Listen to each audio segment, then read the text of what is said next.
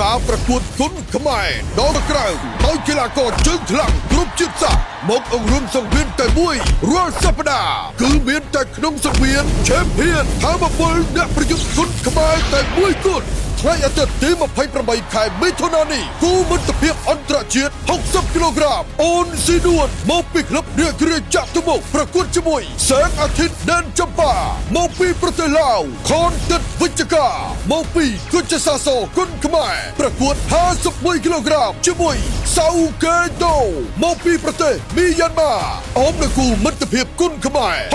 63.5 គីឡូក្រាមវិរៈធំមកពី MSJ គុនខ្មែរអន្តរជាតិប្រកួតជាមួយហាន់សុភាពមកពីក្លឹបជ្រៃសែនជ័យឆាយប៊ុនឆៃមកពី MSJ គុនខ្មែរអន្តរជាតិប្រកួត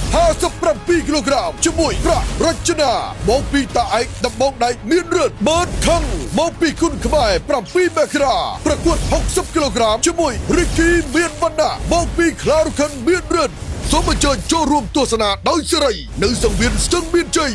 ផ្សាយផ្ទាល់តាមកញ្ចក់ទូរទស្សន៍បាយ័ននិង Page ផ្លូវការបាយ័នគុនខ្មែរ Champion Energy Drink Cambodia នៅថ្ងៃអាទិត្យនេះចាប់ពីម៉ោង 12 ថ្ងៃត្រង់ទៅឧបត្ថម្ភផ្ដាច់មុខជាពិសេសដោយ Champion អាយត្រជាក់ប្រហើររសជាតិម៉ង់តូ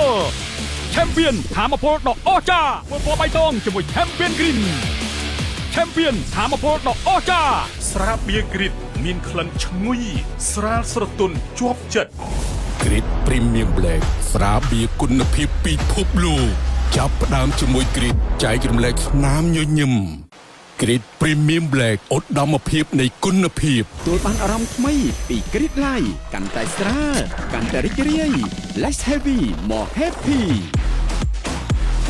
ភេសជ្ជៈបើកម្លាំង Grit វីតាមីនលុយទីនភេសជ្ជៈជំនួយភ្នែក